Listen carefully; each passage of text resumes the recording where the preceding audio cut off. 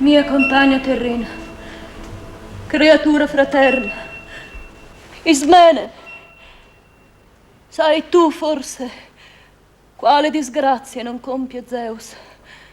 Quale di quante vengono da Edipo su noi due rimaste vive? Io non altro che dolore, delitto, disprezzo, infamia ho veduto fin qui tra le tue e le mie disgrazie. E adesso, questo bando che dicono proclamato tutto il popolo dal nuovo principe, che cosa è? Nessuna voce ti è giunta? O ignori tu che la sorte dei nemici cade sugli amici?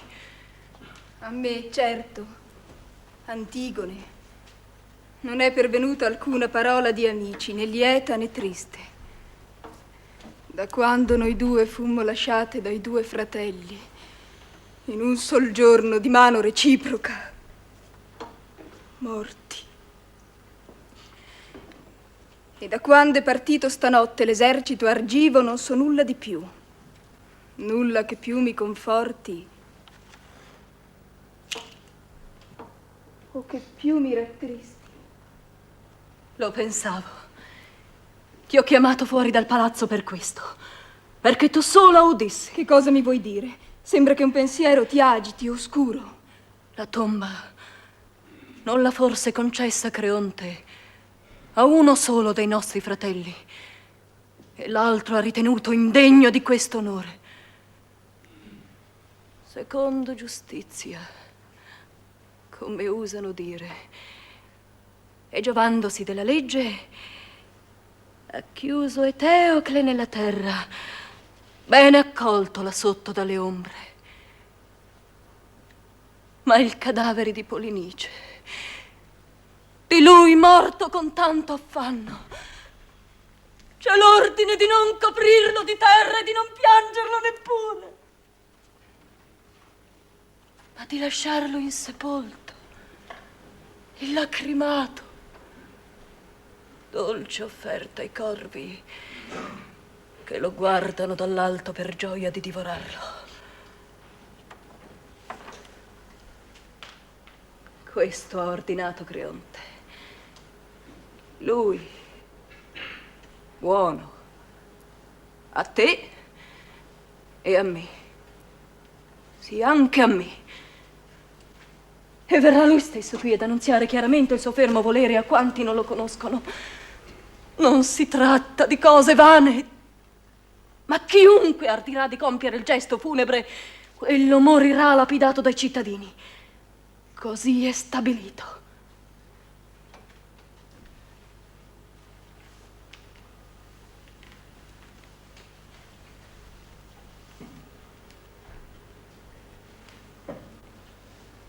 Tu puoi mostrare subito se nata sei generosa o vile da una stirpe nobile. Se tutto è già disposto, come dici tu, che cosa potrei mutare? Io, sollecita o indifferente? Devi riflettere. Se vuoi tentare con me, spingerti con me, aiutarmi. In quale rischio? Dove mai ti porta la mente? Rifletti. Se vuoi aiutare queste mani mie con le tue a sollevare il morto. Pensi di seppellirlo contro il divieto? Sì, è mio fratello.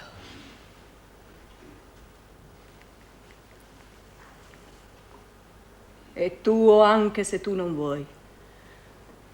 Nessuno dovrà incolparmi di tradimento. Troppo sei audace, disobbedisci a Creonte. Non è lui che può separarmi dai miei.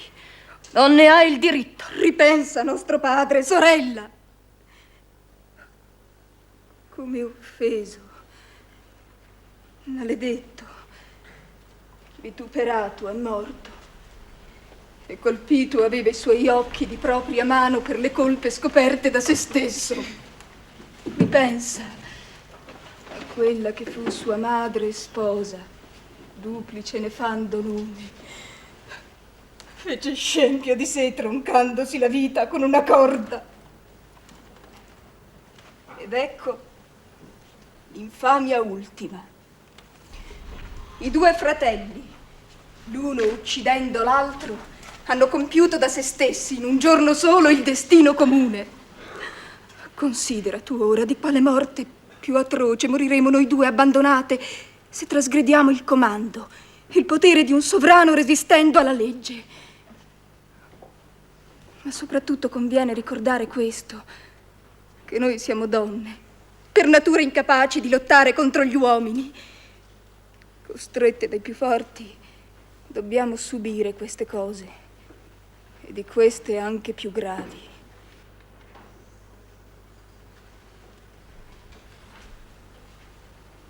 Io chiederò perdono, dunque, alle ombre sotterranee, perché a tanto sono costretta, e obbedirò alla potenza dei vivi.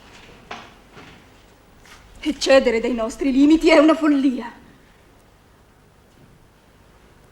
Non ti prego più, né gradirò il tuo aiuto se tu volessi agire più tardi. Resta pure quella che sei, quella che ti piace di essere. Io lo seppellirò, bello, dopo aver fatto questo morire, cara a lui. Riposerò con lui a me caro e avrò compiuto un delitto santo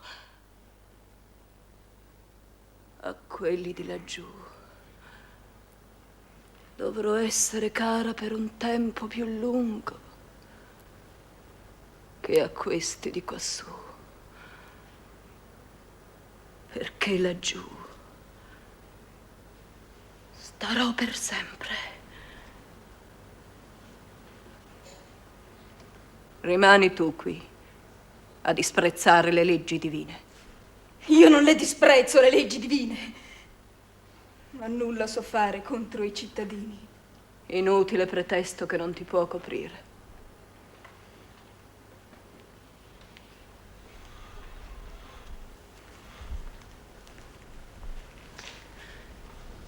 La tomba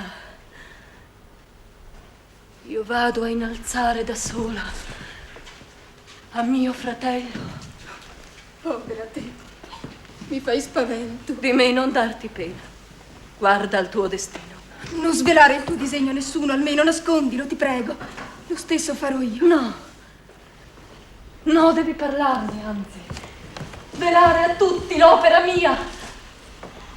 Il tuo silenzio mi sarebbe più odioso di te. Sola arma, dove gli altri agghiacciano.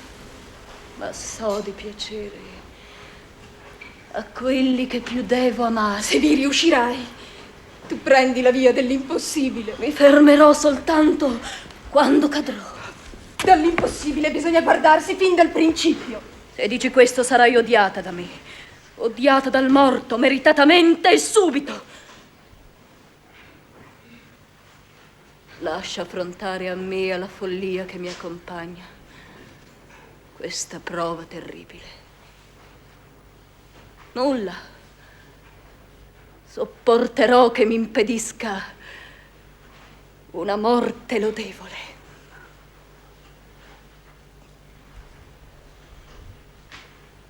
E allora va, tu innamorata dei morti, se tanto hai stabilito.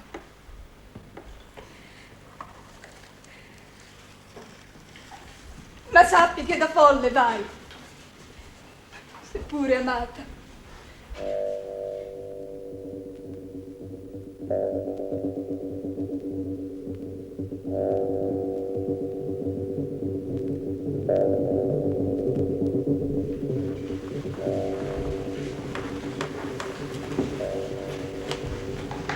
Raggio del sole, luce che mai più bella prima vide splendere Tebe di 7 porte valida. Ecco, tu appari, o sguardo aureo del giorno, e brilli sulla corsa dell'onda d'Ircea. Più acuto il tuo dardo sui bianchi scudi, la muta fuga offende dei guerrieri che giunsero tutti armati da Argo. Al danno della patria, impetuoso esercito Polinice guidava, d'aspra discordia invaso. E quello, come un'aquila che strepita dall'alto di bianca ala coperto, urtò contro le mura carico d'armi ferree, erto, con elmi ornati di chiome di cavallo. Calò sui tetti e intorno le 7 fauci aperse di sangue avide lance. Invano, con le dure mascelle insaziate di poca strage, sparve che ancora non avevano le torce resinose dato fuoco alle torri. Tale si alzò il fragore di Ares all'assalto arduo sul tergo infranto del drago fuggitivo.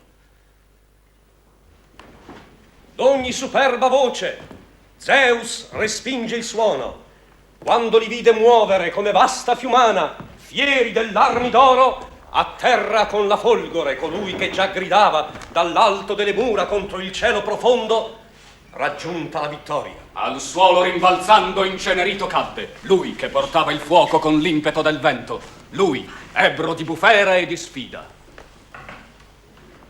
La sorte fallace lo fermò.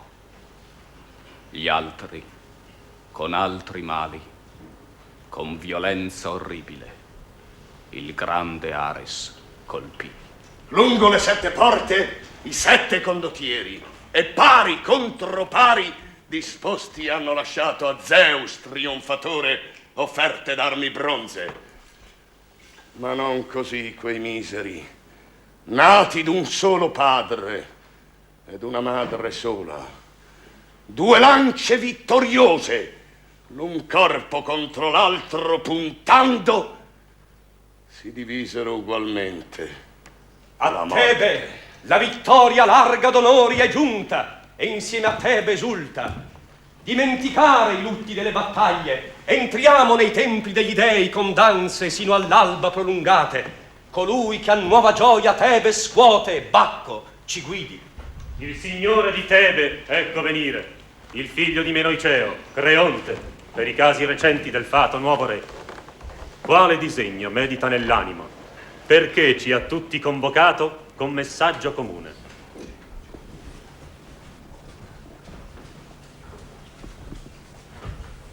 Da violenta tempesta, o nobili tebani, fu certo confusa la città, che ora gli dei risollevano. Ho sollecitato per messaggi la vostra presenza separata dagli altri, perché bene vi sapevo rispettosi del trono di Laio, sempre. Tali voi foste quando Edipo ristabilì lo Stato, e dopo la sua morte rimaneste saldamente fedeli ai suoi figliuoli. Ora che sono periti anch'essi per duplice destino in un unico giorno, trucidati la lor mano e contaminati da colpi scambievoli, ogni potere del trono, e il trono stesso prendo io su di me, legato dal sangue alla stirpe dei caduti. L'animo, il pensiero, la natura di un uomo è impossibile scorgere quale sia nel profondo vera prima che egli si mostri esercitato nei gravi atti del comando e nel formare le leggi. Chi governa lo Stato interamente e non è sostenuto da savio consiglio, ma si nasconde pauroso del silenzio, costui a me pare, come sempre mi parve, un miserabile. Chi poi mette l'amico al di sopra della patria, costui io dirò che non è degno di esistere. Zeus, che tutto vede nel tempo, oda questo: se in luogo della salvezza io vedessi la rovina sovrastare i cittadini, non tacerei, né amico sarei giammai di un uomo nemico della mia patria, perché in essa risiede la salvezza. E se questa nave noi guideremo per la giusta rotta, a ogni parte incontro ci verranno gli amici. Tali norme perseguendo eleverò lo Stato. Ed ecco il mio decreto, che a tali norme si adegua riguardo ai figli di Edipo. Eteocle, morto avanti a tutti col ferro in pugno da prode per la sua terra, sia chiuso nella tomba. A lui si facciano offerte, quelle sacre che laggiù discendono i morti buoni. Il fratello suo, Polinice, dico, l'esule ritornato, che tentò di svellere la terra dei padri e i divini aviti simulacri e volle abbeverarsi del sangue comune e noi tutti piegare a servitù, non abbia né sepolcro né pianto. Il suo corpo sia preda ai cani e agli uccelli orrenda. Questo è il mio giudizio. I perversi, almeno da me, non avranno mai il rispetto che è dovuto ai giusti. Ma chi ama la sua patria, morto o vivo, sarà da me parimenti onorato. A te piace, o figlio di Menoiceo, giudicare così e così disporre per chi è nemico o amico di Tebe. A te è consentito servirti di ogni legge, sia per i morti, sia per quanti ancora viviamo. Sull'esecuzione dei miei ordini, dunque, vigilerete voi. Affida questa cura ad altri. I custodi del morto sono già pronti. E allora, quali ordini vuoi imporre a noi? Di essere spietati coi trasgressori del mio bando. Nessuno è tanto stolto da desiderare di morire. La morte, infatti, riceverebbe il premio. Ma la speranza del guadagno spesso rovina gli uomini.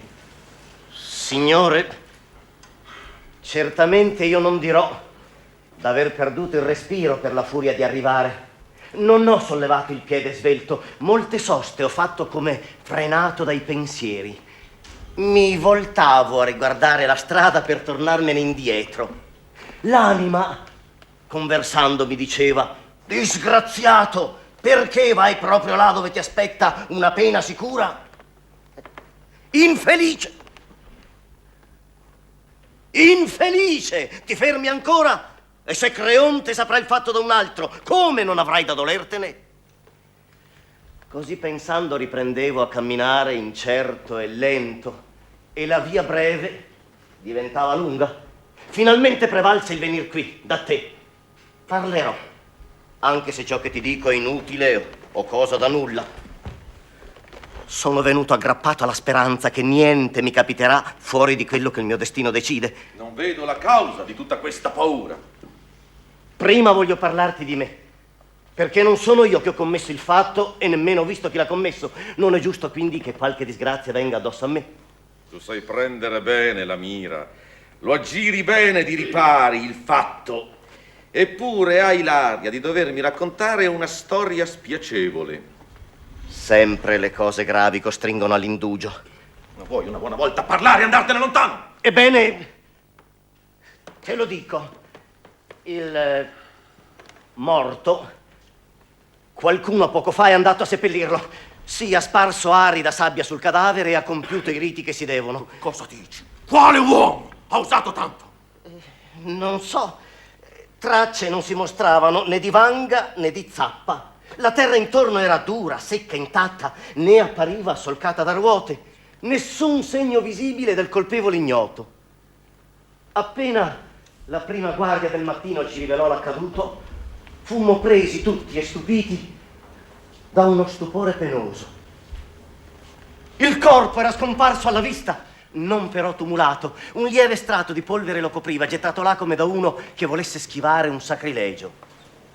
Nessuna impronta di fiere si scorgeva, di cani venuti a dilaniarlo. Ecco allora levarsi tra di noi uno strepito di brutte parole. Ogni guardia accusa l'altra guardia. Una rissa è per nascere, indomabile. Ciascuno di fronte agli altri è il colpevole unico, tuttavia non manifesto. Tutti si difendono, tutti si dichiarano all'oscuro del fatto. Pronti eravamo a prendere, a stringere con le mani ferri ardenti, a passare nel fuoco, a giurare sugli dei che tutto c'era ignoto e l'idea del fatto di chi l'avesse ispirato e chi attuato. Finalmente, quando nulla rimaneva più da indagare, parla un tale. Ci costringe tutti ad abbassare la testa impauriti. Non sapevamo che cosa rispondere e neppure come scamparla seguendo il suo consiglio, che era questo: riferire la cosa a te, non nasconderti nulla. La proposta trionfa e la sorte condanna proprio me tribolato a ricevere questo bel guadagno e mi presento qui a mio malgrado e tuo. Nessuno ama i portatori di tristi novelle. Signore, che non sia forse opera di un dio l'evento. Questo ha sentito il mio cuore subito. Taci, prima che simili parole mi colmino d'ira. Evita di mostrarti più sconsigliato che ingenuo. Dire che gli dei si curino di questa morte è assurdo, è repugnante. Essi dunque l'avrebbero sepolto, come pretendi tu, quasi per onorare in lui un benefattore. Lui, venuto qui per dar fuoco ai templi, ai simulacri, alle offerte votive, a questo suolo tebano che appartiene a loro, e per dissolvere le leggi. Dove mai si è visto, dove è udito che gli dei rispettano i malvagi? Oh no, non è questo il vero, ma è che alcuni, mal tollerando i miei ordini, cominciarono subito a mormorare contro di me, ad avversare in segreto l'opera mia. Costoro non si rassegnano ad obbedirmi, a piegare il capo per farmi contento. Costoro hanno incitato le mie guardie col danaro, oh, lo so bene, a fare quello che hanno fatto. Il danaro. Quale invenzione fu più dannosa di questa agli uomini? Il danaro abbatte gli stati, scaccia gli uomini di casa e su ammaestra. Essa conduce le anime degli uomini più onesti a cadere nell'infamia. Il danaro insegna alle menti umane come compiere il male, e l'astuzia per compierlo, e l'impietà che tutto osa. Ma viene pure il giorno del castigo per chi si vende.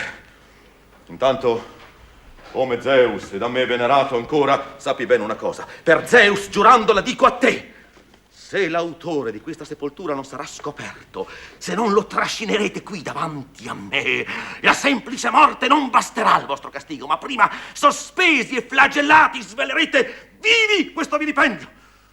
Imparerete così da quale parte non venga meglio trarre guadagno. Intenderete come non si può approfittare di tutto. È più grande il numero dei perduti che non dei salvati da turpi guadagni. Mi consenti di dire una cosa o preferisci che io mi volti e me ne vada così? Ormai la tua voce mi infastidisce. Dove sei ferito? Nell'orecchio o nell'anima? Vuoi conoscere la sede del mio dolore? E perché? Ebbene, il colpevole ti ferisce l'anima, io l'orecchio. Si vede chiaro che sei un uomo loquace dalla nascita. Ma non colpevole dell'azione di cui vengo accusato. Sì, tu l'hai fatta. E hai venduto la tua vita per danaro.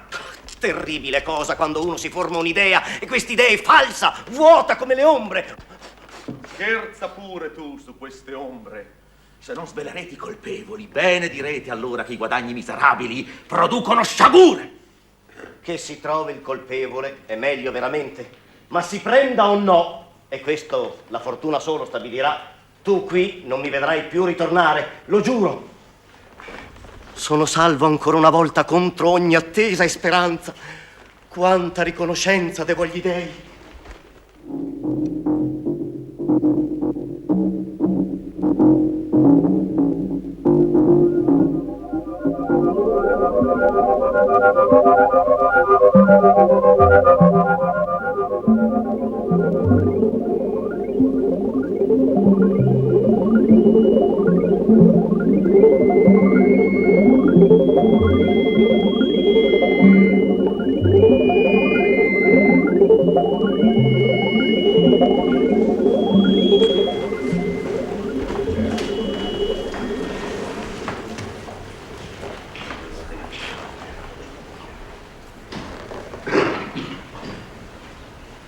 L'esistere del mondo è uno stupore infinito, ma nulla è più dell'uomo stupendo. Anche di là dal grigio mare, tra i venti tempestosi, quando s'apre a lui sul capo l'onda alta di strepiti, l'uomo passa e la terra, santa madre, con l'aratro affatica d'anno in anno e con la stirpe equina la rovescia. La tenue prole degli uccelli, o quella selvaggia delle fiere, o la progenie abitatrice dei marini abissi, con intrighi di reti a sé trascina insidioso l'uomo, e doma scaltro i liberi animali, piega al giogo il crinito cavallo e placa l'impeto del toro inarrestabile sui monti.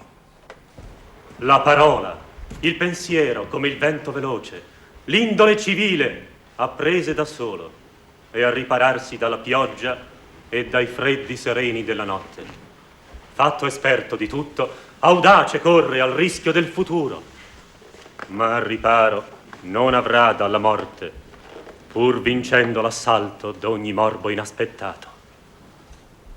Fornito oltre misura di sapere, d'ingegno ed arte, ora si accorda al bene, ora al male, e si accorda la giustizia divina con le leggi della terra, farà grande la patria, ma se il male abita in lui superbo, senza gloria e misero vivrà.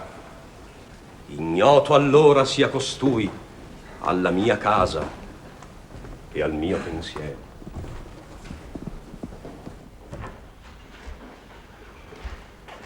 Che cosa vedo? Incredibile portento, ma questa fanciulla è Antigone, la riconosco. Oh figliola sventurata di un padre sventurato, di Edipo. Che accade mai? Tu prigioniera, t'hanno sorpresa forse in un momento di follia? Hai rotto forse tu la legge del re? Eccola qui! L'impresa l'ha compiuta lei. L'abbiamo trovata nel momento che seppelliva. Ma dov'è Creonte?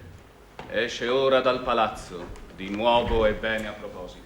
A quale caso devo il mio giungere opportuno? Signore, gli uomini non dovrebbero mai giurare su nulla. La riflessione smentisce il sentimento.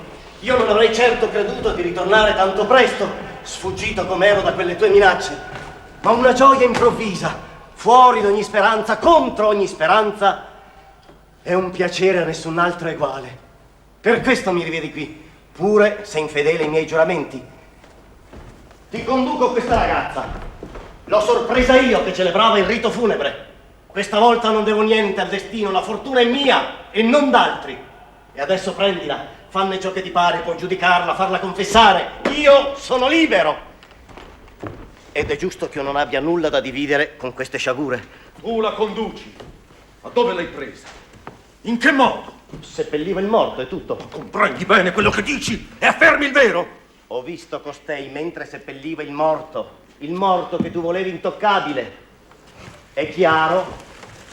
È preciso? Come l'hai vista? Come sorpresa? È stato così. Appena tornati là, sotto i colpi di quelle tue minacce spaventevoli, togliemmo via subito tutta la polvere che ricopriva il morto, denudammo premurosi il corpo sfatto, poi ci mettemmo sulla cima di un colle, seduti, al riparo dal vento che non portasse al respiro il fetore del cadavere. L'un l'altro ci esortavamo a vigilare, infierendo contro chiunque cedesse a quell'attenzione faticosa. E questo durò a lungo, finché il disco infiammato del sole fu nel mezzo del cielo e l'aria avvampò. Ed ecco improvviso un uragano.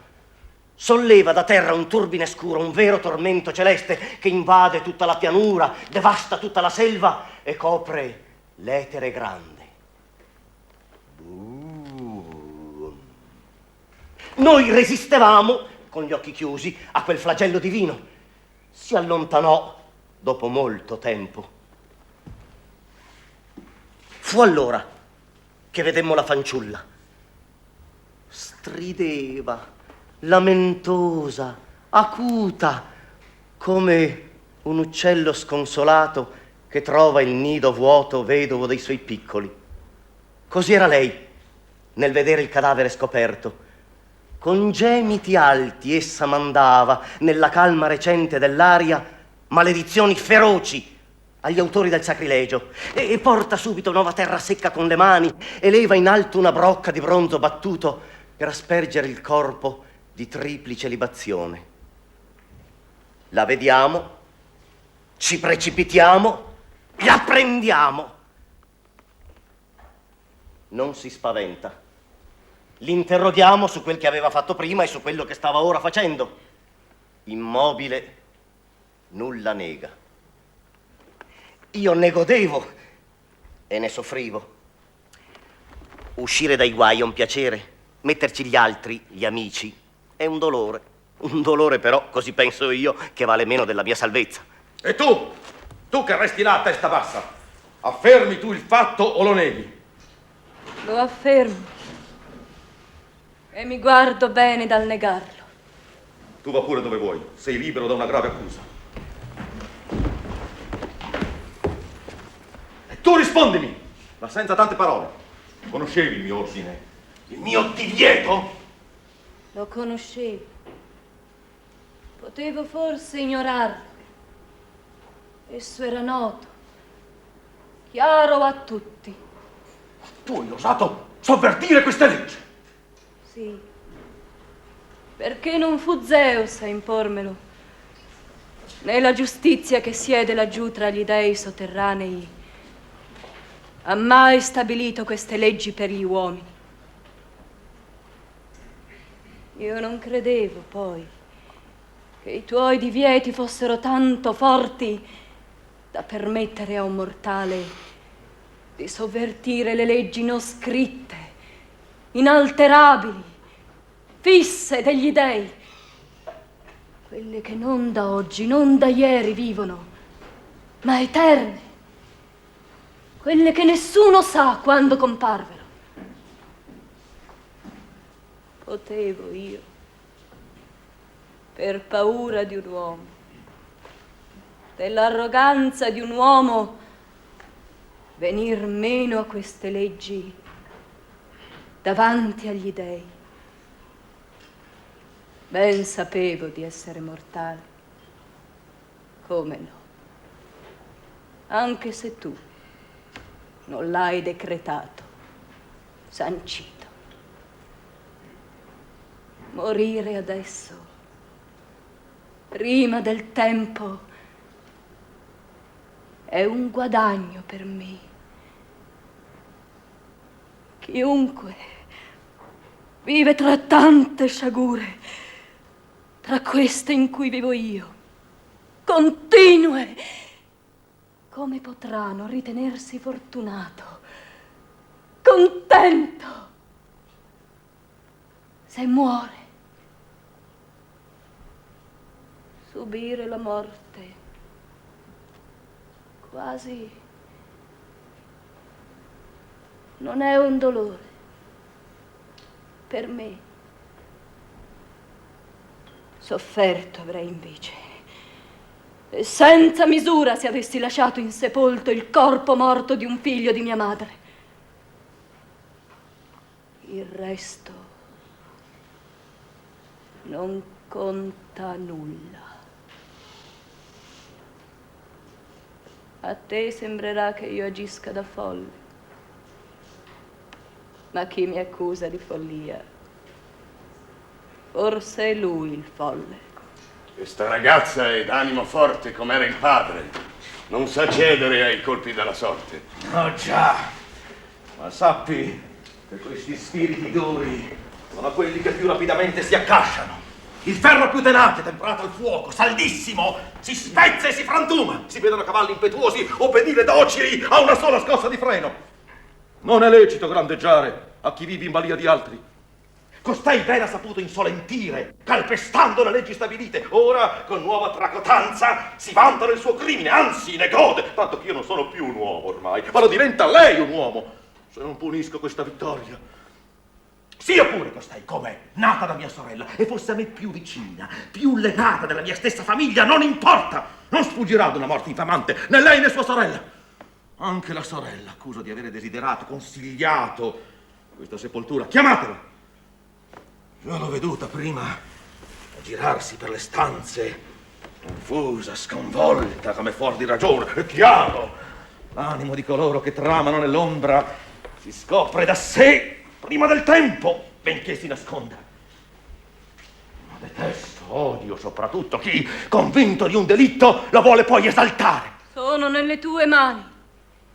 Mi puoi uccidere. Che puoi darmi? Più che morte. Niente di più. Con la tua morte ho tutto. Allora perché aspettare? Vedi che nessuna delle tue parole mi piace. E spero che non mi piacciano mai. Come a te, naturalmente, tutto è odioso di me. Eppure, dove potevo acquistare io lode più nobile di questa? Che mi viene dall'avere deposto mio fratello nella tomba. E tutti costoro direbbero che il mio atto è bello, se la paura non li obbligasse al silenzio. Tra i molti vantaggi della tirannide c'è anche quello di fare e dire qualunque cosa. Tu sei l'unica fra questi cadmei che pensi così. Così pensano anch'essi. Non parlano per tuo riguardo. Tu non ti vergogna deviare da loro? Non è vergogna onorare un fratello. Non era tuo fratello anche l'altro, che gli è caduto di fronte? Certamente, nato da mia madre e da mio padre. Guarda, che randio l'uno, onori tali che sono ingiuria per l'altro. Eppure quello, ora che è morto, ti approverebbe. Hai ragione, se lo metti al pari dell'empio. Quello non era suo schiavo, ma suo fratello. Tale è morto. Saccheggiando la patria e Teocle difendendola. Le leggi di Ade uguagliano tutti. Ma la sorte dei buoni non è la stessa dei malvagi. Chissà se anche laggiù è così. Il nemico non è un amico, neanche da morto. Io esisto per amare, non per odiare. Se devi amare, vattene laggiù e ama i morti. Noto che vivo io, non sarà una femmina a comandare. Ismene è già qui. Versa lacrime d'amore per la sorella. Una tristezza come nube le offusca il viso bello. Bagna le sue gote accese. Tu, che ti sei introdotta in casa mia di nascosta come una vipera a succhiarmi il sangue, mentre non sapevo di nutrire due furie ribelli al mio trono. Vieni avanti! L'hai aiutata, dimmi. Hai preso parte con lei a questo seppellimento o giuri di ignorare tutto? Se costei acconsente, io sono colpevole e desidero la parte delle sue pene che tocca a me. Le prendo. No, la giustizia non può concedere questo a te. Tu non hai voluto e io non ti ho fatto partecipare. Ma voglio percorrere anch'io al tuo fianco la tua sventura. Ade e tutti quelli di laggiù sanno di chi è stata l'opera. Io respingo il tuo slancio, il tuo amore fatto di parole. Non mi credere indegna, non impedirmi, tu mia sorella, di morire con te e di onorare lui che è morto. Non voglio che tu muoia con me e non voglio che tu faccia tuo un atto che a te fu estraneo. Io basterò a morire. Come potrò vivere ancora se tu, cara, mi abbandoni? Domandalo a Creonte. Di lui sei premurosa. Perché mi ferisci? Attenui forse il male così con lo scherno. Sì.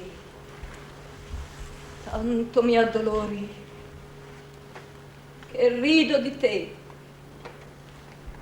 Se questo mio è un ridere. Dimmi almeno in che cosa ti posso aiutare ora. Salvandoti. Non invidio il tuo diritto alla vita. Veramente non mi vuoi compagna nella tua sorte? No. La tua scelta fu di vivere. La mia di morire. Io però ti ho confidato subito le ragioni del mio sentire. E c'era chi approvava le tue e chi le mie. Ma l'errore è stato uguale. Per tutte e due. Tu sei viva. Io sono morta da tempo per aiutare i morti. Devo dire alto che queste due sono pazze. Che una era pazza dalla nascita lo sapevo, ma l'altra si è rivelata adesso. È vero, signore. Tante disgrazie fanno smarrire la mente. Tu l'hai smarrita per unirti ai cattivi, facendo il male coi cattivi. Che vita sarà più la mia senza di lei? Non dire più lei, è morta. E ucciderai la donna che deve unirsi a tuo figlio. Ben altre donne ci sono, per generale. Ma l'accordo tra loro due è perfetto. Non voglio spose perverse per i miei figli. Emone caro, come ti insulta tuo padre. Basta, hai stancato tu e le tue nozze.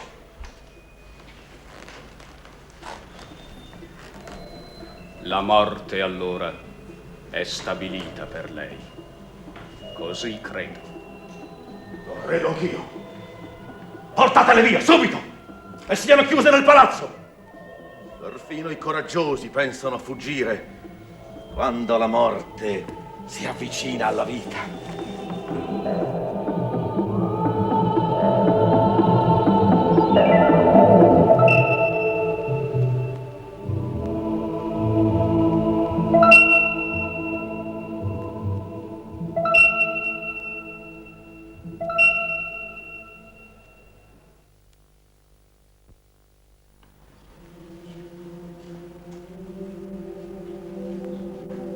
Felici quelli che non hanno mai conosciuto il dolore.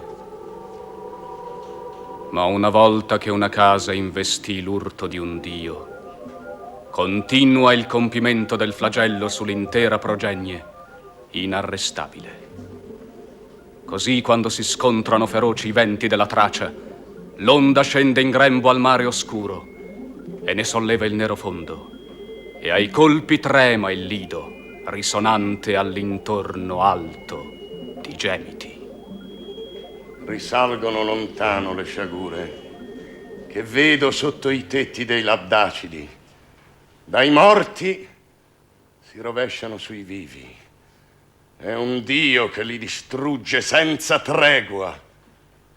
Nella casa di Edipo si spandeva una luce dall'ultima radice, ma subito la spegne poca polvere, offerta insanguinata all'ombre infere. È un insorgere insano di parole, un torbido furore della mente. Quale umana superbia potrà mai, o Zeus, fermare il tuo volere? Il sonno che tutto incanta, il correre instancabile del tempo, non ti vincono, sovrano eterno, nella quiete dell'Olimpo. A noi, per quanto brevi i giorni cadano, sia nel presente che nel più lontano futuro, come fu già nel passato, una legge permane. Alla grandezza umana si accompagna la sventura. La speranza, vagante tra gli errori, a molti è un bene, ad altri è solamente una trama di vuoti desideri. Penetra nell'ignaro animo prima che l'uomo incontri il fuoco sul cammino. Un saggio fu colui che pronunziò questo motto famoso: il male sembra un bene all'uomo quando un Dio vuole oscurargli la mente. Allora è breve il tempo che precede la rovina. Ecco Emone, il più giovane dei tuoi figli. L'ha spinto qui forse l'ansia per la sorte di Antigone. il dolore per le nozze troncate. Adesso lo sapremo. Figliuolo, tu conosci certamente la decisione irrevocabile contro la donna che ti era stata promessa. Non sarai venuto qui agitato per questo. In qualunque modo io possa agire, dovrei essere caro almeno a te. Padre, io sono tuo. Tu mi guidi con i tuoi consigli buoni e voglio seguirli. Io antepongo a qualunque matrimonio le tue norme sagge. Questo appunto si deve avere nel cuore, assecondare in tutto la volontà dei padri. Per questo gli uomini si curano di allevare in casa i figliuoli docili.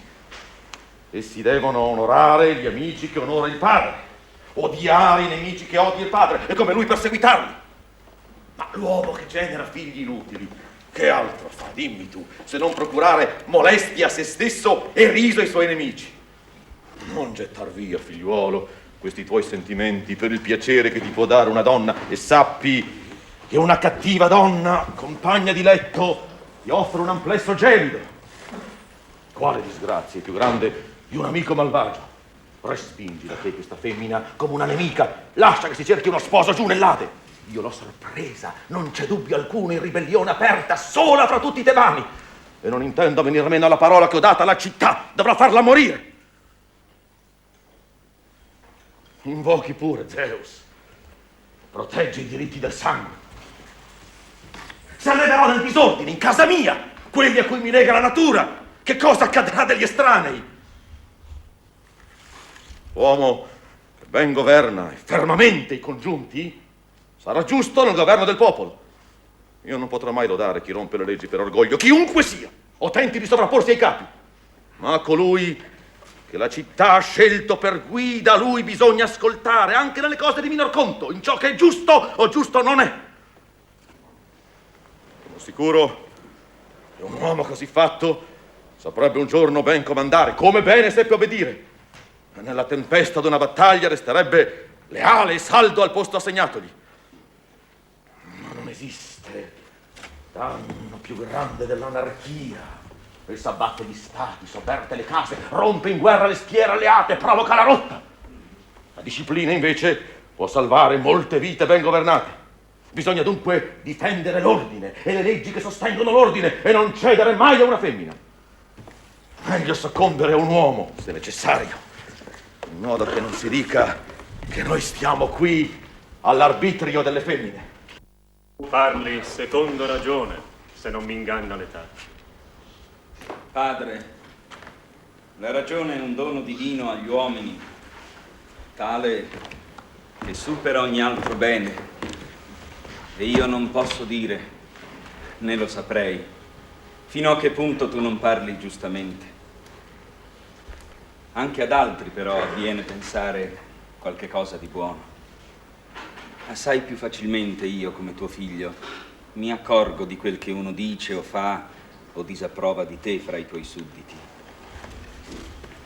L'uomo del popolo, quando sta per dire cose a te non grate, si tace, intimorito dal tuo sguardo severo.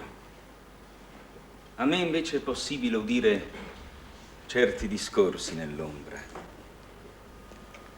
Che per esempio tutta la città è turbata e commossa per questa fanciulla.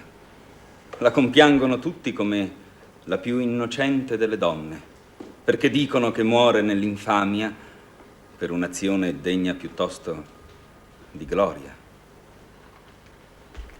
Non aver voluto permettere che suo fratello, ferito nella strage, fosse lacerato, insepolto dai corvi e dai cani, non sarebbe al contrario, dicono, meritevole del più splendido onore. Tali voci serpeggiano sordamente. Un bene più stimabile della tua fortuna per me, padre, non esiste. Per i figli quale motivo d'orgoglio è più grande che il prestigio e l'onesta fama del padre, come per il padre quella dei figli.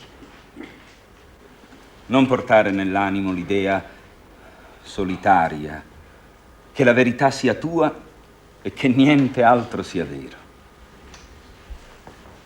Chi è convinto d'aver senno lui solo, d'avere lui solo la parola o l'animo, appena lo scopri, vedi che dentro è vuoto. Ma per un uomo, anche saggio, imparare, deporre l'ostinazione, non è mai disonorevole. Tu sai come presso i torrenti gonfiati dalle piogge invernali l'albero che si piega sopravvive con tutti i suoi rami e quello rigido perisce schiantato fin dalle radici. Del pari colui che tendesse troppo le scotte di una nave senza mai cedere al vento finirebbe col navigare con la chiglia per aria. Cedi al tuo cuore, quindi, ti prego, e muta pensiero.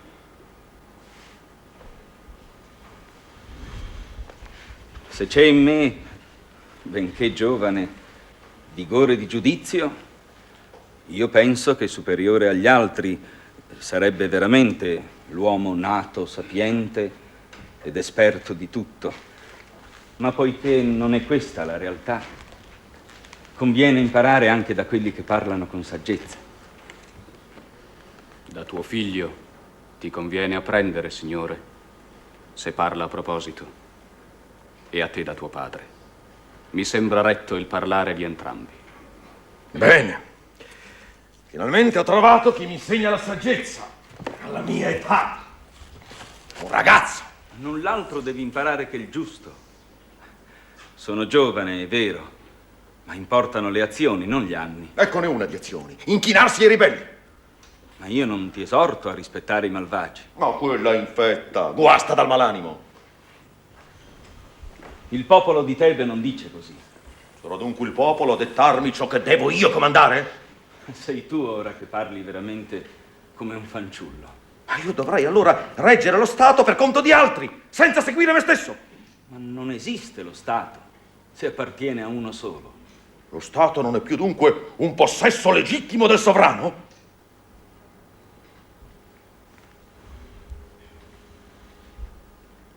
Regneresti sul deserto. Costui si batte per quella donna, è evidente. Ma penso a te solo. Miserabile, contrastando il padre. Perché vedo che l'errore ti spinge ad offendere la giustizia. Difendere la giustizia? Io difendo l'autorità mia, di re. Non la difendi calpestando onori sacri agli dei. Una tua bassezza di cuore ti riduce schiavo di una donna. Ma schiavo del disonore non potrai dirmi mai. Tu fai questo discorso per lei, per difendere lei. E anche te, e me, e gli dei sotterranei. Tu viva non la sposerai, questo è certo.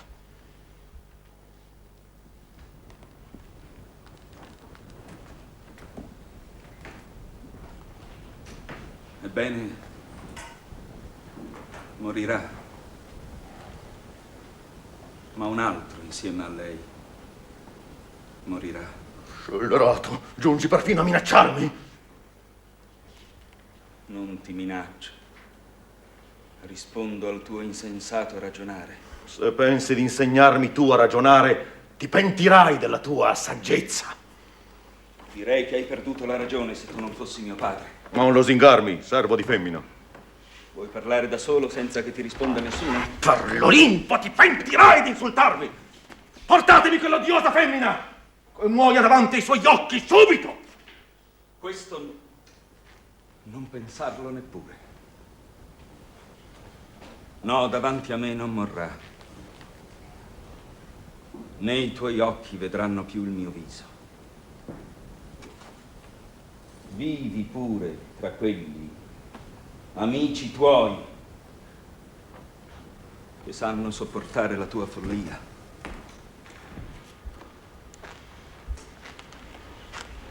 Signore, se n'è andato sconvolto dall'ira. Il dolore a quell'età produce angoscia grave, pericolosa. E vada pure, sorpassi pure ogni limite umano alla sua superbia. Ma non riuscirà a sottrarre le due ragazze al loro destino.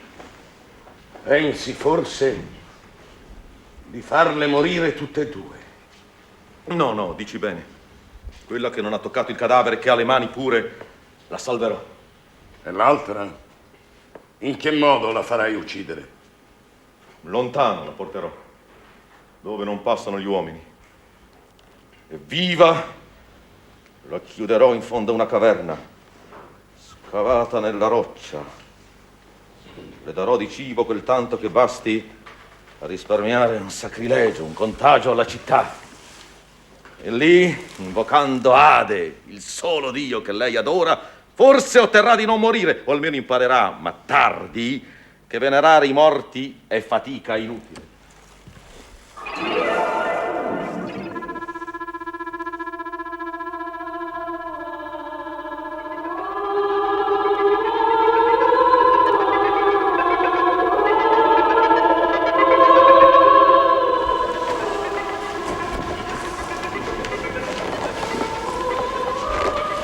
Amore,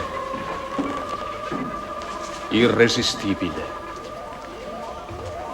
Amore, che fai preda delle umane fortune, che vegli sulle gote delle tenere vergini notturno. Tu, che vaghi oltremare, che visiti le case dei pastori. Nessuno può salvarsi da te, sia pure un dio o un uomo, pochi giorni durevole. Tu porti lo scompiglio alla mente di chiunque possiedi. Anche l'animo giusto tu sai rendere ingiusto. Crudele hai sollevato questo assalto di voci fra uomini legati dal sangue, ma trionfa il chiarore degli occhi della bramata Vergine, la bellezza che è simile alle leggi supreme per la sua potenza. È questo il trastullo invincibile di Afrodite divina. Ora mi sento io stesso trascinato lontano dalle leggi. La vedo, Antigone, avviarsi ad altro talamo, al freddo letto che tutti addormenta.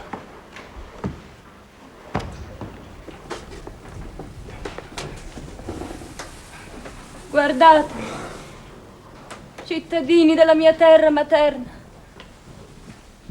io seguo l'ultimo viaggio. Vedo il sole per l'ultima volta.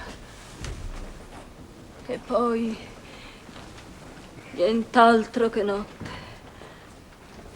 Ade che tutti addormenta mi porta viva alle sponde di Acheronte. E non ho conosciuto Imenei. Non mi accolse canto di nozze, ma sposa mi avrà l'Acheronte. Tu scendi però celebrata all'occulto ritiro dei morti e intatta, morbo non ti ha contagiato, né spada colpito, ma liberamente, ma viva, tu sola dei mortali entri nell'Ade. L'ospite Frigia, la figliola di Tantalo, trovò la sua fine sulle vette del Sipilo. Così ho udito. La roccia l'avvolse, la strinse tenace come l'edera e la domò.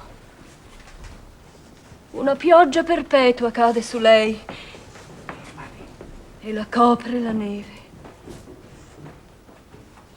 E raccontano che versa dagli occhi lacrime eterne sul petto di pietra. La mia fine rassomiglia alla sua. Quella era una dea, è nata da stirpe divina. Noi siamo mortali, e nati da stirpe mortale. Ma un vanto grande è che si dica di te, morta, che hai avuto il destino di un semidio, nel vivere e nel morire. patria. O fortunati signori della mia terra, voi, onde di dirce, boschi a Tebe consacrati, siate voi testimoni che io vado colpita da leggi inique verso l'oscurità di un carcere in forma di tomba. E la strana tomba. E non starò né coi vivi né coi morti.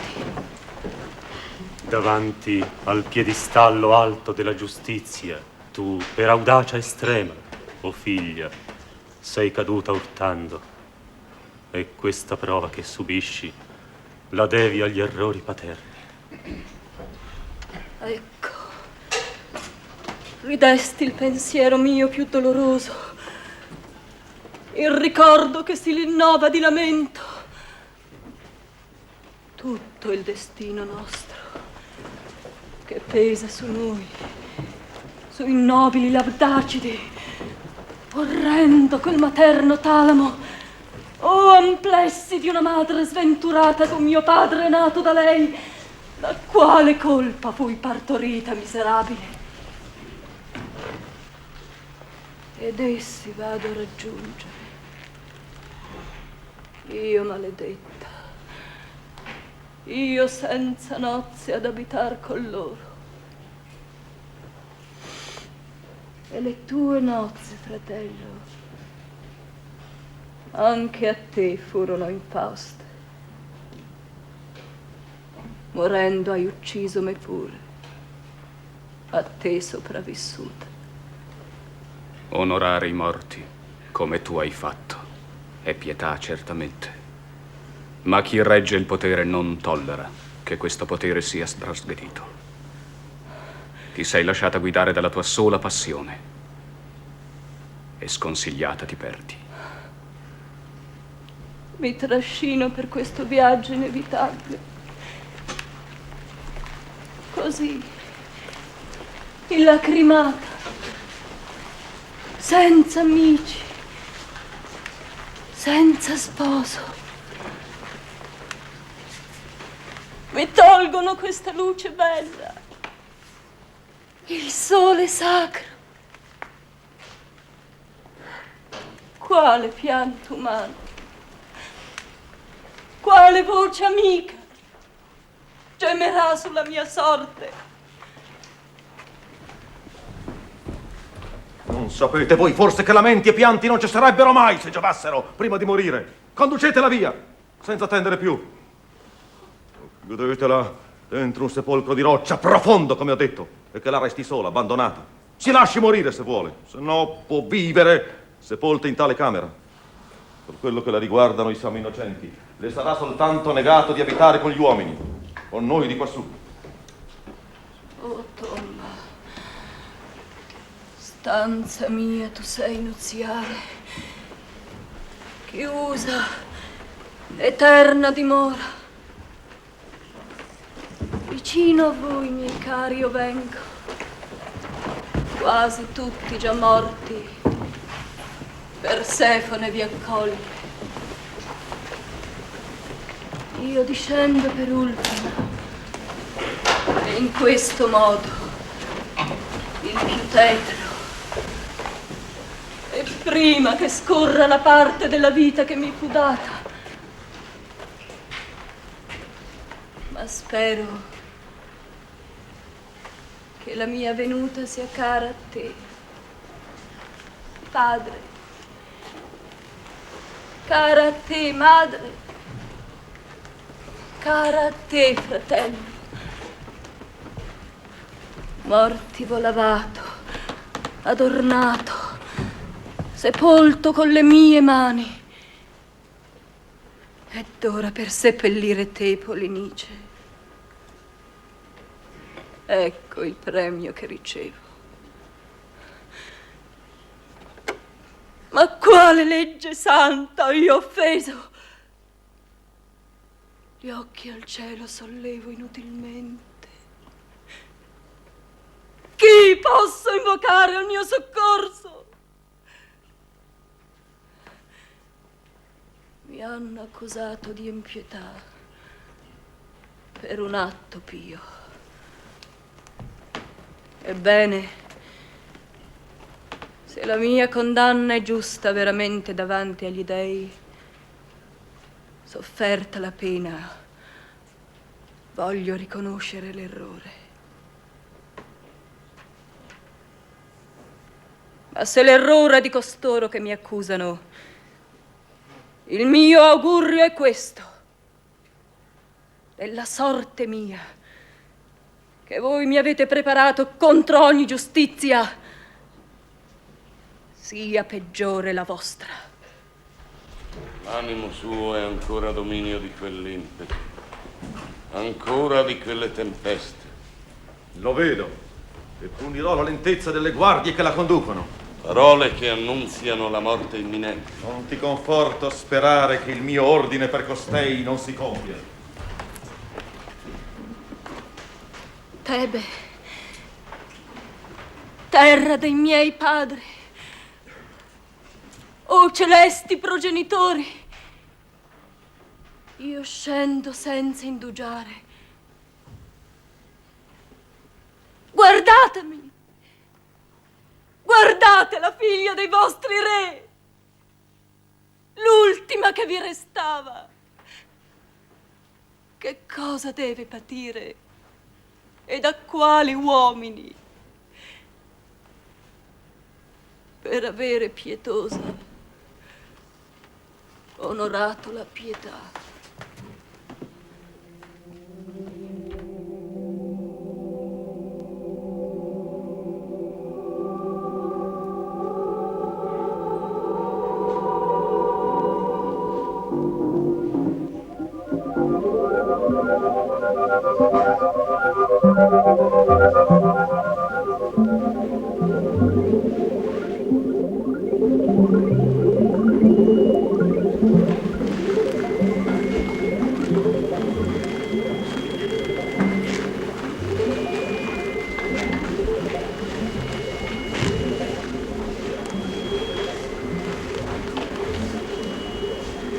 Tu mi rammenti Danae, che una torre di bronzo separava dalla luce celeste. Chiusa, tollerò sua pena. Anche per lei fu Talamo un sepolcro. Ed era illustre, o figlia, la sua stirpe. Doveva custodire in grembo il seme aureo di Zeus trasfigurato in pioggia. Ma il fato è una terribile potenza. Non possono evitarla né ricchezze, né forza d'armi o mura, né battelli neri che la marina onda percuote.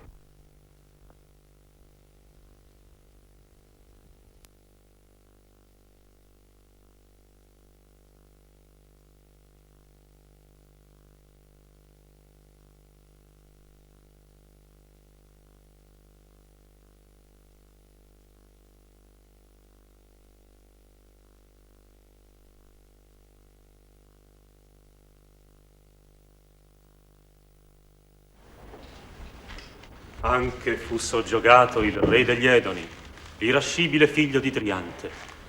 In carcere di pietra, per il suo oltraggioso furore, lo serrò Dioniso. Così, della follia, egli sentì calmarsi la ferocia a poco e l'impeto superbo. Ma riconobbe troppo tardi il dio offeso. Aveva inutilmente osato spegnere il grido delle ardenti menadi e le muse irritò del flauto amiche. Là nel duplice mare, dove s'alzano quei dirupi cerulei, si distendono le riviere del Bosforo e la barbara salmidesso dei Traci. Ivi guardò presso le porte il simulacro d'Ares, la funesta ferita ai due Fineidi, colpiti dalle mani insanguinate di crudele matrigna, con la punta delle spole nell'orbite degli occhi, che vuote nelle tenebre imploravano in silenzio dal cielo la vendetta. Consunti dal dolore, Essi piangevano miseri la miseria della sorte, nati da nozze infauste della madre, e appartenne alla stirpe venerata degli Eretteidi antica. Figlia era di Numi la Boreade, che su ripide balze correva simile a un cavallo. Cresciuta nelle grotte era, sui monti, in mezzo ai forti venti, alle tempeste, alle nubi del padre. Eppure anche ella subì l'assalto delle parche eterne. Principi tebani, siamo venuti a passi concordi. Uno solo vedeva per due. Così camminano i ciechi. Li guidano per mano. Vecchio Tiresia, quali novità vieni a dire? Io te la dirò. E tu obbedirai all'aure. Non mi sono allontanato dal tuo consiglio finora. Per questo guidi accortamente la nave dello Stato. E ne ho tratto vantaggio, riconosco. Sappi che tu cammini ancora una volta sul filo della fortuna. La tua parola mi fa tremare. Che cosa c'è? Ascolta i presagi dell'arte mia e lo saprai. Sedevo sul mio vecchio seggio augurale, là dove le stirpi diverse degli uccelli per me si rifugiano, quando mi giunse un clamore strano. Schiamazzavano incomprensibili, con furore selvaggio. Mi accorsi che si azzuffavano l'un l'altro, a morte, coi loro artigli. Il rombo delle ali ne dava segno chiarissimo. Turbato, feci subito la prova delle fiamme sull'ara accesa. Le vittime che offrivo non prendevano fuoco, ma il grasso delle cosce colava disciolto sulla cenere e fumava sbavando e schizzando. Il fiele svaniva nell'aria come vapore. I femori uscivano disfatti dall'adipe avvolto. Tali presagi, foschi e inesplicabili, apprendevo da questo fanciullo, perché lui guida me come io guido gli altri. Il male di cui soffre Tebe deriva dal tuo volere. I templi e i focolari nostri son tutti lordi, profanati dalla pastura offerta agli uccelli e ai cani dalla carne di quel misero caduto, del figlio di Edipo. Per causa tua gli dei non accettano più le nostre suppliche, né i nostri sacrifici, né fiamme di vittime, e gli uccelli non mandano più voci di buon augurio. Troppo son pieni del grasso sanguinolento di un uomo ucciso. Rifletti, figliuolo. Errare è comune fra gli uomini, ma colui che si ravvede dell'errore, che sa guarire del male che l'ha colto e si lascia convincere, non è più uno sconsiderato né un infelice. L'arrogante invece equivale allo stolto. Cedi dunque al morto, risparmia un caduto. Qual prodezza è uccidere una seconda volta un morto. Ti parlo con benevolenza, nel tuo interesse, e da chi parla mosso da sentimenti buoni, se dice cose utili, è dolce imparare. Vecchio, voi tutti colpite quest'uomo come gli arcieri, un bersaglio! Non mi risparmiate neppure la divinazione! Già da questa razza io sono stato venduto da tempo quasi una merce che si carica sulla nave. Guadagnate, trafficate se volete l'elettro di Sardi e tutto l'oro indiano. Ma voi quello là non lo chiuderete nella tomba. Dovessero le aquile portarlo fino al trono di Zeus e là divorarlo, neppure a loro lo farei seppellire per timore della contaminazione. So bene che i mortali non possono contaminare gli dei. Cadono, vecchio Tiresia, anche gli uomini più scaltri e molto in basso quando usano belle parole in vista di un profitto. Ma c'è qualcuno che sappia, che forse pensi... Cosa? Quale frase trita vuoi ancora proferire? Che pensi, che immagini un bene migliore della prudenza. Ho una stoltezza più grande che l'essere dissennato. Di questo male, appunto, ti ha colpito la natura. Non voglio rispondere con oltraggio all'indovino. Non è un oltraggiarmi accusare di menzogna i miei oracoli. Perché tutta la razza degli indovini ama il denaro. E quella dei tiranni i guadagni male acquisiti. Dimentichi tu che parli al tuo sovrano. Lo so. Infatti hai salvato Tebe per merito mio. Tu sei un vate sapiente, ma seguace dell'ingiustizia. Non costringermi a muovere i segreti che ho fermi nell'animo. Oh, muoviti! Solo che non sia scopo di profitto. Del tuo profitto, semmai. La mia volontà non si vende, sappilo bene. Ma sappi tu bene che non si compiranno molti giri del sole veloce prima che tu stesso darai un uomo nato dalle tue viscere come cadavere in cambio di cadaveri, per avere tu precipitato i vivi ai morti e chiuso in una tomba una creatura viva, e perché tieni qui sulla terra un cadavere sconsacrato, insepolto, diviso dagli dei inferi. Queste cose non sono permesse né a te né agli dei dell'alto. Tu le imponi con la forza e le rinni, tarde ma certe secutrici della vendetta dell'Ade e degli dei, già ti insidiano occulte, già ti guardano per sorprenderti in mezzo a queste medesime sciagure. Se io questo dico, corrotto dal denaro, pensaci tu. In breve tempo, lamenti di uomini e di donne risuoneranno nella tua casa e tutte le città si leveranno in tumulto nemico, perché uccelli e cani e fiere avranno portato nei recinti sacri il lezzo impuro dei cadaveri dilaniati, i brani dei loro guerrieri. Ma tu mi offendi e mi adiri, e io come un arciere scaglio contro il tuo cuore questi dardi infallibili. Non potrai sfuggirne il bruciore. E tu, ragazzo, portami a casa. Via da qui. Sfoghi costui la sua collera sui più giovani e impari a tenere più calma la lingua e più serena la mente. O re, se n'è andato, come vedi. Cose orrende ha predetto. E sappiamo che non ha mai rivolto parole di menzogna alla città. Anch'io lo so. Mi sento confuso dentro. Scegliere è tremendo. Urtare col mio cuore superbo contro la maledizione più tremendo è nel dominio del terribile. Figlio di Menoiceo, la prudenza è necessaria. Che cosa mi consigli? Parla, che io ti ascolterò. Libera la fanciulla dalla caverna e innalza la tomba al morto che giace là fuori. Tu mi consigli questo, di cedere?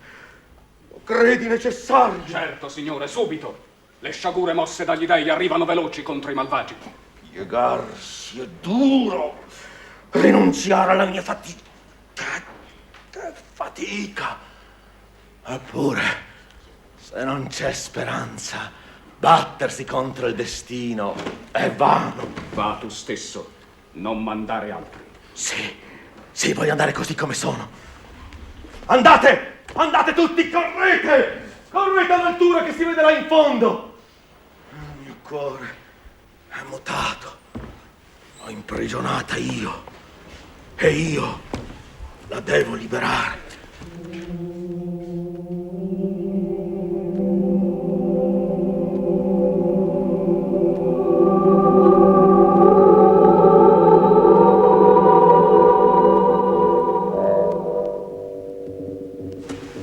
O vanto della ninfa Cadmea, tu, dio dai molti nomi, di Zeus presente nel tuono creatura, che l'Italia proteggi famosa e l'ospitale golfo dell'Eleusina deo sovrasti, Bacco, tu che a Tebe, città delle Baccanti madre abiti, presso i fonti liquidi dell'Ismeno, dove il germe fu sparso del dragone feroce.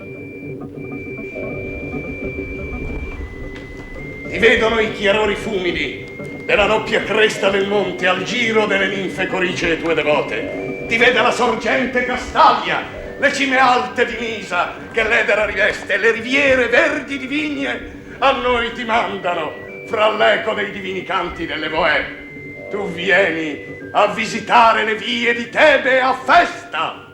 Tebe, tu onori come nessun'altra città, insieme con tua madre folgorata. Anche ora, che di violento male tutto il popolo è preda, vieni col passo tuo risanatore, lungo le falde del Parnaso, vieni, lungo le onde dello stretto che gemono. Tu che muovi le danze delle stelle infiammate e presiedi alle voci della notte, tu nato da Zeus, tu signore, svelati con le di tue compagne, che te l'intera notte esaltano corteggiando in delirio canoro. Te, di gioia dispensatore, o Iacco. Voi che abitate presso la rocca di Cadmo e di Anfione, udite! Nell'esistenza umana nulla è stabile da potersi lodare o biasimare. La fortuna innalza e la fortuna abbatte. Chi è felice e chi è infelice, sempre. Di quanto è prescritto ai mortali, nessuno è profeta. Creonte sembrava invidiabile prima. Aveva salvato la terra di Cadmo dai nemici, aveva preso il regno assoluto e dominava, e gli fiorivano accanto nobili figli. E ora tutto questo è scomparso. Poiché un uomo, se ha perduto la gioia, non vive più, è un morto che respira. Va, arricchisciti pure, senza limiti, se vuoi. Vivi pure nello sfarzo regale, ma se manca la felicità, per il resto non darei un'ombra di fumo. Quale sciagura dei principi nuova tu vieni recando? Sono morti, morti per colpa dei vivi. Chi uccide? Chi muore? Parla. Emone è morto. Di qual mano? Quale dunque? Sua o del padre? Di sua propria mano. L'ha ucciso il furore per il delitto del padre. O profeta del vero, le tue parole si compiono esattamente. E con quali fatti? Vedo Euridice avvicinarsi dal palazzo, la povera moglie di Creonte. Ha inteso forse qualche cosa del figlio, o è qui per caso? Cittadini, voi tutti, ho sentito i vostri discorsi. Mi avviavo all'uscita per recarmi a supplicare Pallade. Aprivo la porta e una voce di sciagura domestica mi colpisce l'orecchio. Cado supina, atterrita, svenuta, presso le ancelle. Oh, parlatemi subito. Qualunque sia la notizia, io possa udire. Sono esperta dei mali.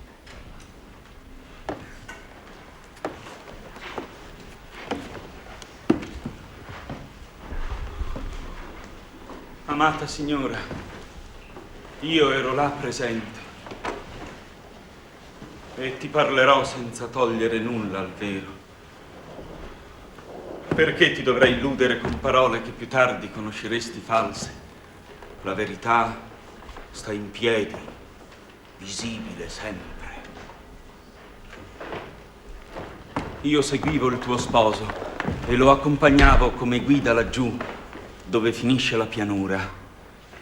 Il corpo di Polinice era disteso ancora là, dilaniato dai cani. Tutti pregammo Ecate e Plutone che placassero la loro ira e di esserci clementi.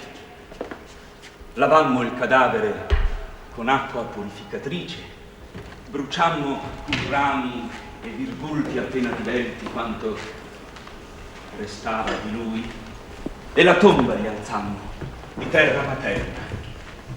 Ci recavamo poi alla grotta profonda, alla funebre stanza nuziale della Vergine, a quel giaciglio freddo di Ade. Ed ecco, uno di noi sente di laggiù venire un suono di pianto acuto e corre ad avvertire Creonte. Egli si avvicina e ode Un gemere crescente, un gridare confuso di voci umane, ed erompe in lugubre accento: oh, me infelice! Son dunque indovino! E forse questo il più amaro viaggio della mia vita. È la voce del figlio mio! Correte ad accertarvene! Fatevi sulla grotta! Ascoltatela intorno, guardate per le fessure delle pietre e ditemi se questa è la voce di Emone o se gli dei mi ingannano. Noi guardavamo attenti, secondo l'ordine del re, e vediamo Antigone in fondo al sepolcro, appesa per il collo, tenuta da un cappio fatto con la sua veste di lino. Emone avanti a lei, che la stringeva la vita con le braccia e lamentava l'amore ucciso, le nozze perdute, la sposa già fra i morti e il misfatto del padre. Creonte lo vede. Entra con un grido lacerante, lo chiama. Sciagurato! Che cosa vuoi fare? Quale idea folle ti prende? Da quale rovina vuoi lasciarti distruggere? Esci, figliolo mio. Ti prego, esci. Ti supplico in ginocchio. Ma il figlio rimane silenzioso, guardandolo con feroce disgusto. Snuda la spada e si lancia a colpirlo, ma il padre evita il colpo, fuggendo. E l'infelice, infuriato com'era, volge il ferro contro se stesso e lo spinge dentro le viscere. E poi, respirando appena e appena vedendo, avvince col braccio che già manca la Vergine. Dalla bocca gli usciva un fiotto di sangue che tingeva il pallido viso di Antigone. E morto giace, accanto a lei morta.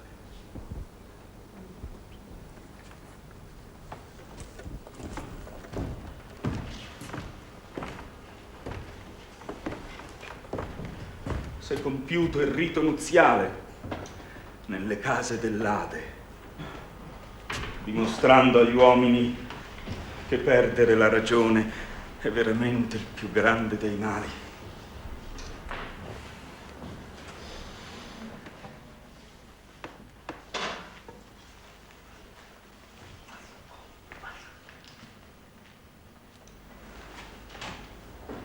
La donna è scomparsa senza dire parola, né buona né cattiva. Che cosa devo pensare?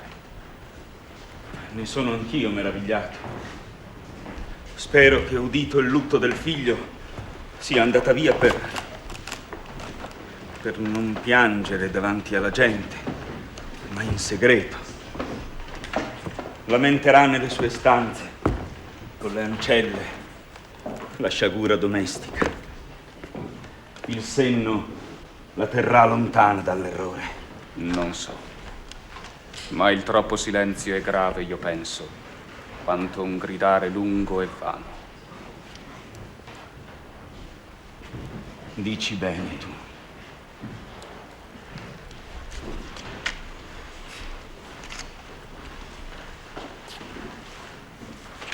Forse il troppo silenzio può indicare qualche cosa di funesto.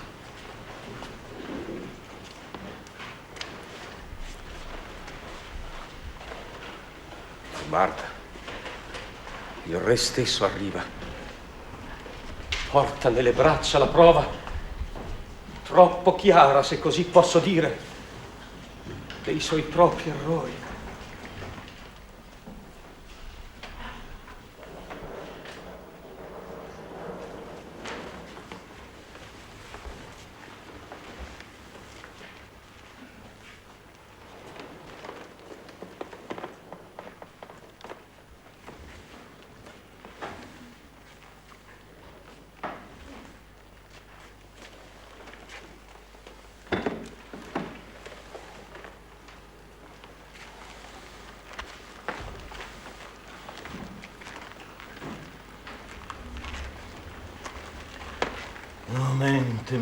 dissennata. Oh, errori miei ostinati, mortali! Voi lo sapete, voi che vedete qui uccisori e uccisi dall'unico sangue. Ah, insensata mia volontà, figliuolo mio, come giovane ti ho preso, la giovane morte.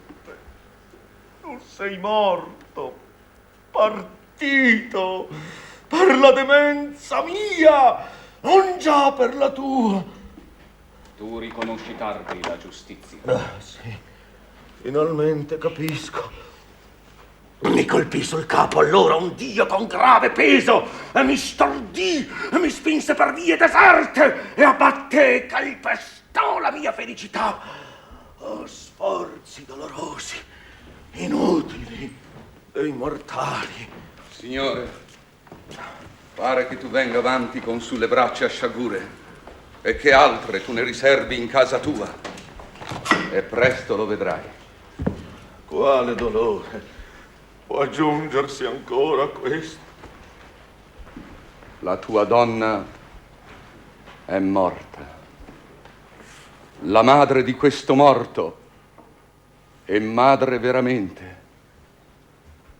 L'infelice ha voluto finire la sua vita a colpi di ferro. Adesso. Oh, porto affamato di ladri! Perché vuoi uccidermi?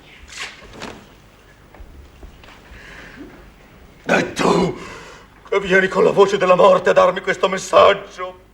Che discorso è il tuo? Ero morto e ancora mi uccidi. Che cosa vieni a dirmi? Quale morte nuova mi annunzi?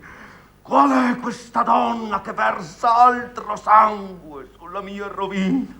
Se ti volgi la puoi vedere. Non l'hanno ancora portata nelle stanze interne.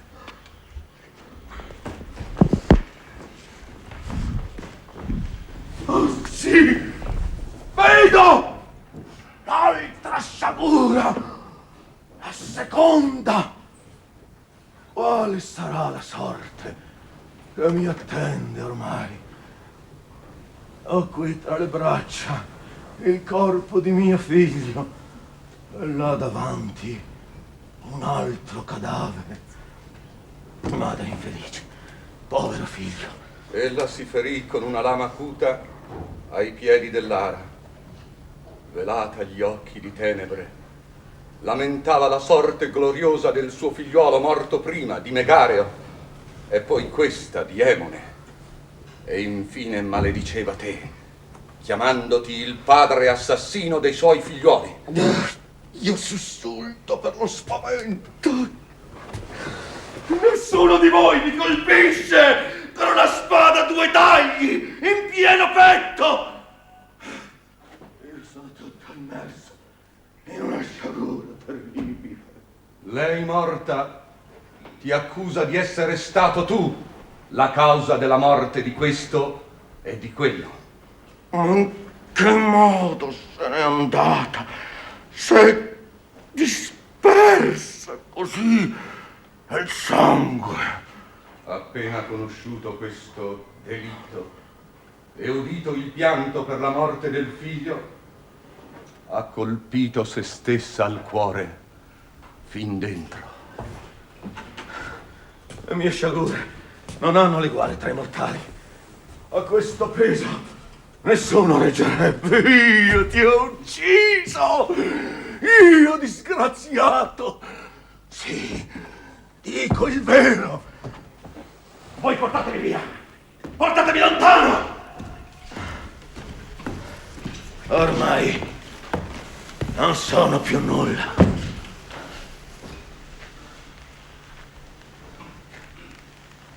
Il tuo consiglio è utile, se c'è nelle sventure qualche utilità. I mali che si vedono, quanto più sono brevi, tanto meno sembrano gravi. Venga la morte adesso, E sarà bella, ultima sventura dell'ultimo giorno. Venga, venga, mi porti l'ultimo giorno, la sorte migliore. Altri giorni non voglio vedere. Questo appartiene al futuro. Solo del presente possiamo disporre. Agire nel presente.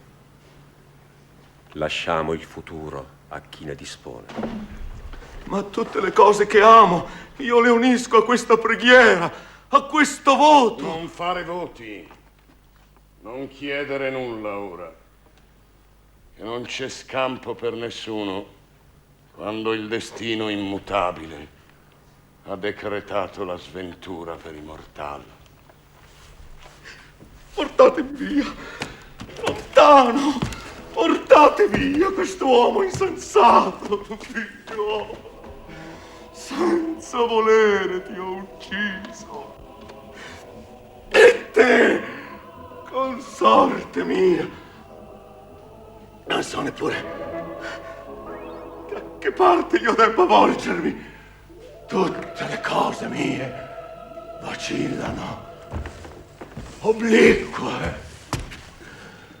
Tutta la mia vita cade sotto la sorte pesante che mi ha colpito alla fronte.